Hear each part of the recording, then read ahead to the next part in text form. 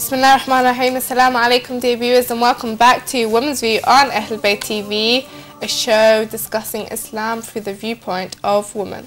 Now before we start, I would like to mention once again that this is a live call-in show. So if you would like to call in with your views or opinions, or if you just want to contribute to our discussion today, then please do call in with the number on the screen. Alternatively, you can email us at womensview@ahlulbayt.tv. That's womensview@ahlulbayt.tv. And if we get any messages come through text or the email, we'll be just choosing a selection of them and showing them at the bottom of the screen so you can check them out, viewers from around the world. Now, today's topic, if you were tuned in before the break, was young, successful Muslim women. Now, it's a topic that we should all discuss, as many women believe or may think that you cannot become successful and observe strict hijab or observe the proper full hijab, when in fact that's not true, and we will prove it today. But that's not true. So we're going to be discussing issues relating to that. I'm your host, Zahra Al-Alawi, and today with me is Sister Salma Jaffer. Assalamu alaikum. Alaikum salam. Now, before the break, we talked about many interesting stuff. We mentioned about the articles that were printed recently about Muslim women, and many of them were using words like oppressed or uneducated, or in terms of portraying us as if we are the individuals that sit at home, get covered up, and are not educated or don't seek education, when in fact we know that's not true. But just moving on, before I move on, I just wanted to mention something, because a few weeks ago a male called in, and he called in after we'd done a live show, and he said, I used to believe that women weren't educated and didn't have a sort of voice, or their voice didn't matter. And I don't know, he was talking in a patronizing way, as if a woman's voice doesn't matter. But I wanted to mention something, because in the Holy Quran, this surah has always struck me, and that was Surah 59, Al-Mujadila, the pleading woman. And I know many people may already know her story, but I'll just mention it again. It's about the woman that pleaded about, she complained about her husband, and her husband turned her away, and he said, Before in pre-Islamic Arabia, there was a concept that a man can easily turn away his wife, and that's it, she's divorced, he has no connection to her. And she went and complained about her husband. Now, when she complained, Allah revealed a whole surah just about her and about her story.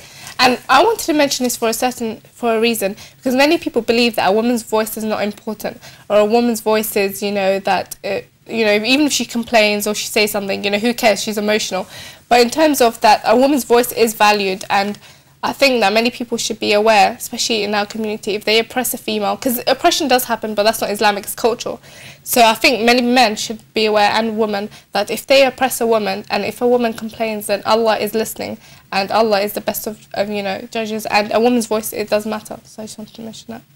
Do you have any comments on that? No, that's just a very valid point there. Also, there is, the whole tragedy of Karbala that took place, and the amount of injustice that happened to the family, the household of the Holy Prophet. Bibi Zainab actually, spoke out to Yazid, about the whole injusticeness. Yeah. So again, she had nothing to do with Yazid, but she spoke out to him. So there, her voice was heard, and he was very sort of traumatized with her voice. Yeah. So women do have voice, and we need to, sort of go back 1400 years and try and pick the little, the facts that we have. That's all we need, because, I mean, the whole surah that you mentioned, and the fact that Bibi Zainab had spoke to Yazid at the time the whole tragedy took place, it's very... That's true. Yeah, I will be speaking more about, I think we should speak more about Islamic female role models like the Ahlulbayt, women of the Ahlulbayt, and other role models. But we have another email come through, and this is from a sister. I don't know if she wants me to mention her name, but Sister Ruqayya won't mention her surname. But says, Assalamu alaikum and Eid Mubarak to all. I have a question for you. Is it important for a Muslim woman to go for a career, and how important is it? Is it important for us to learn our religion deeper, like taking higher degree in Islamic studies? Which way should be our priority? And first of all, alaikum salam and Eid Mubarak to you too. But in terms of many female she said that, is it important for a woman to take a career? And many people do ask this. I mean, when we get married and we have kids, many people say, you know, we don't really need to have a career, we don't really need to seek education. So how important is it to have a career and seek education? Well, it depends on you. It's not important, it's not compulsory. You know, if you want to, if you're interested, you go for it. And if you don't want to and you want to stay home, then that's perfectly fine as well. And if she wants to go into an Islamic studies career and sort of develop herself in religion, then that's perfectly fine as well. It varies in different women.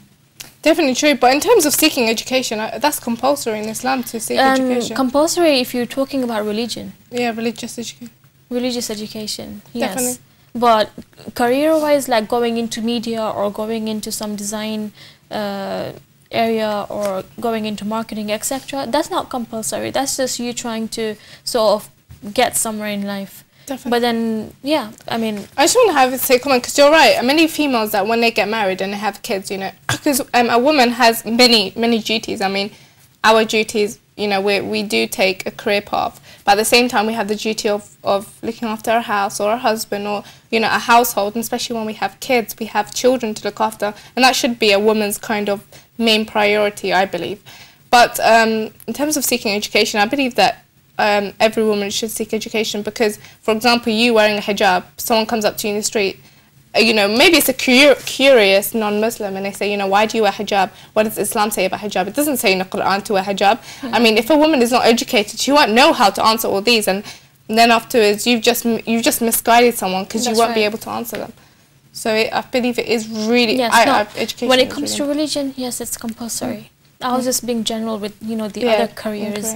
But religion, yes, you have to, whatever you do, you have to, because obviously you can have kids. And then if you're not educated, how are you going to educate your kids? And then when they grow up, get married, they're going to have kids. You know, the whole generation is going to be uneducated. They're going to live a very, I don't know, a very cultural life rather than a religious life, if that makes any sense. That's definitely true. You know, so we have to be like the leaders. We have to start a good line for our kids and their kids and so forth. Do you think it's justified, though, that some people say, you know, we're married, we've got kids, we don't have time to seek education or be active, at least, you know, to protect our religion? Because there's one thing seeking education. I can sit at home and just read books and, you know, be educated about my religion. But it's another thing protecting your religion and using the knowledge you've gained and spreading it, or in a sense protecting your religion. Do you think that's kind of important as well? And do you think it's justified, the women that say we don't have time? No. You have time for everything. You know, if she's not going to have time to sort of learn about religion, then she's going to have time to do something else which is going to be invalid for her life. You know, it's important. And so, I mean, even a couple of minutes a day, how you know, like, I'm sure you can get a couple of minutes a day. You know, just read something, or even the Holy Quran, it has everything, you know. So just read an ayah or two and then read the meaning and maybe go into tafsir. Just maximum 15 minutes of your day. That's not bad. Definitely true. That's not bad. You just have to be interested and, you know, sort of into it. If you're not interested in into it, then you're going to come up with millions of excuses.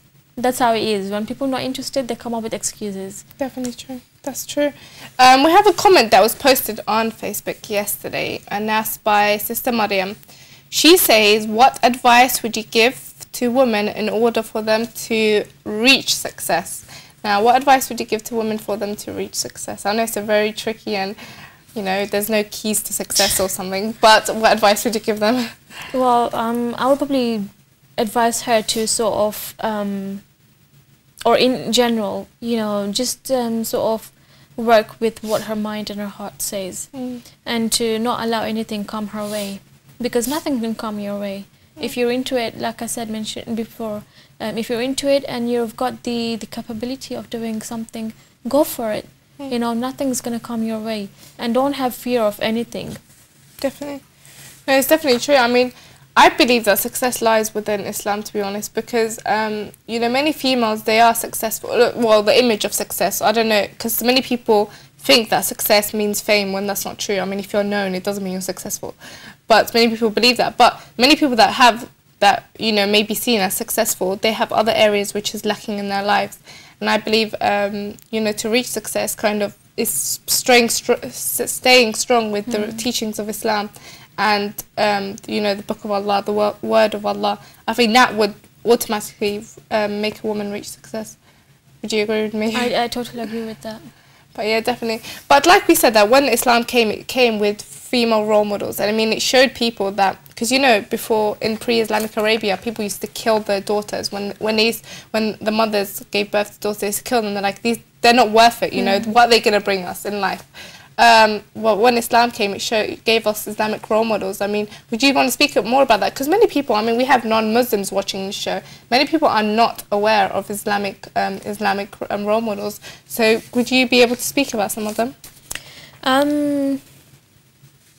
We have quite a few role models. We have Bibi Khadija, the wife of the Holy Prophet, and we have Bibi Fatima, the wife of Imam Ali alayhi salam. You know, these role models are our role models.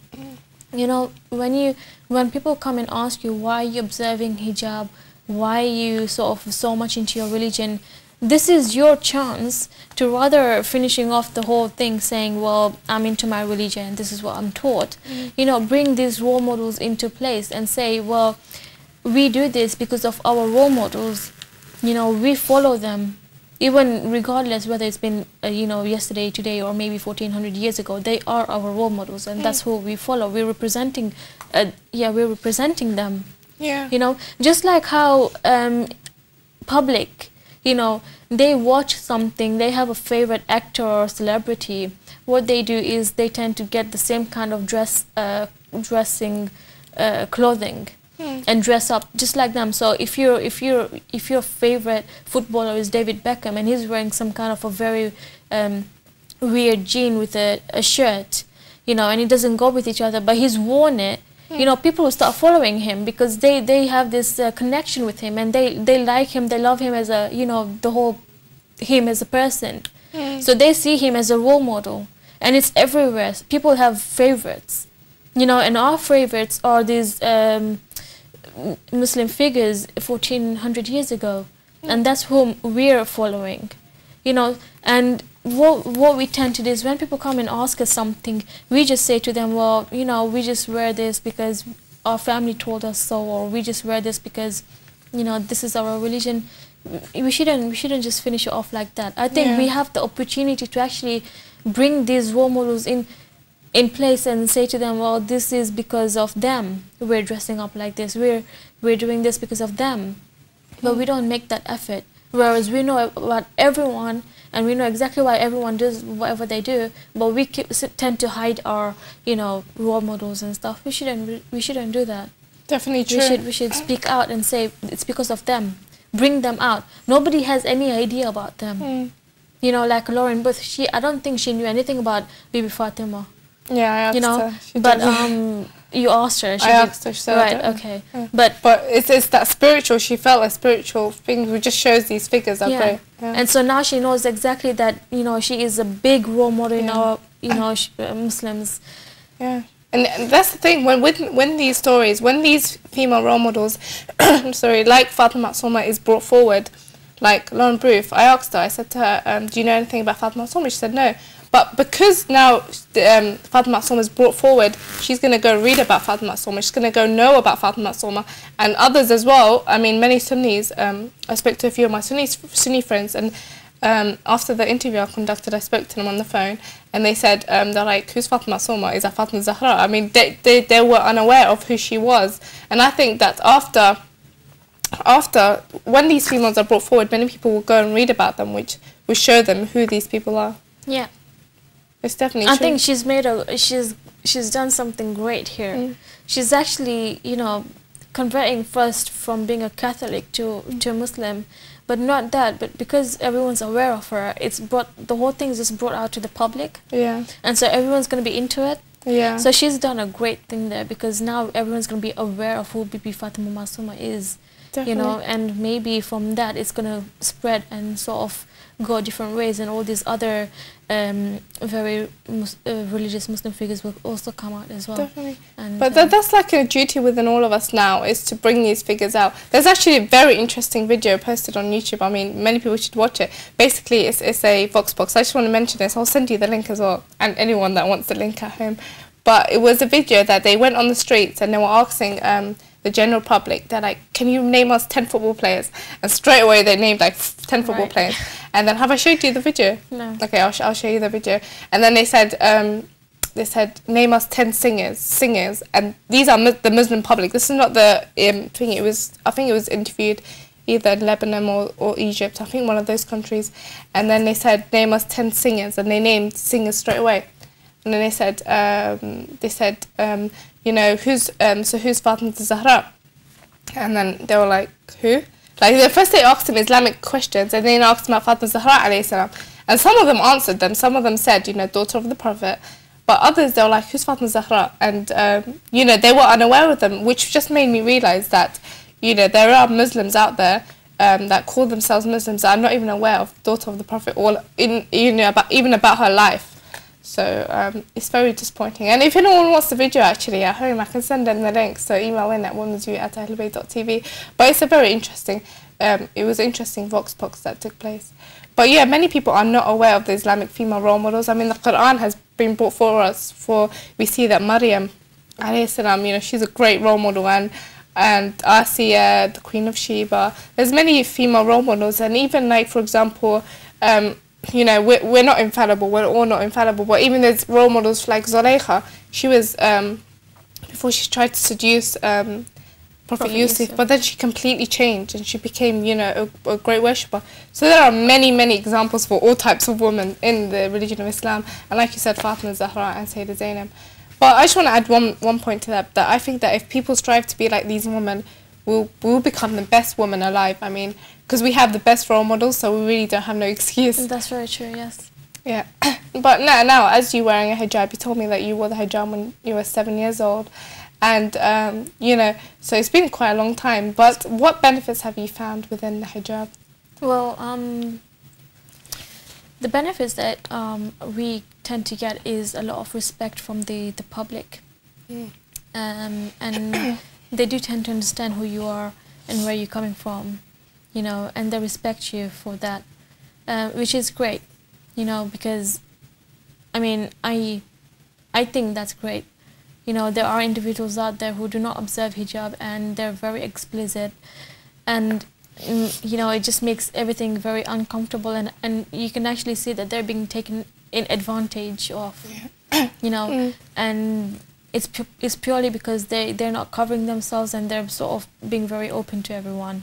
And we just need to sort of take that and appreciate the fact that we have the hijab thing and that we're aware, you know, and just be thankful to God that we're aware, and we're, you know, we're basically striving for the name of God, and we're basically on the right path.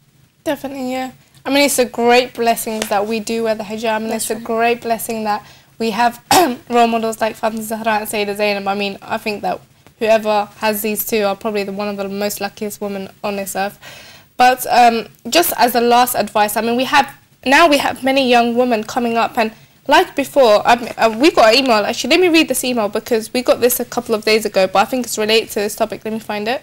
Okay, this brother says, Assalamu alaikum. I can see that Women's View is becoming a very successful show and trying to appeal to women's rights. I don't know if we're trying to appeal to women's rights, but that's what he said. It goes, back in the days, women didn't have a live show on TV. Now we see that this is changing. I really believe that this is a positive thing within our community, because now we hear the views of women.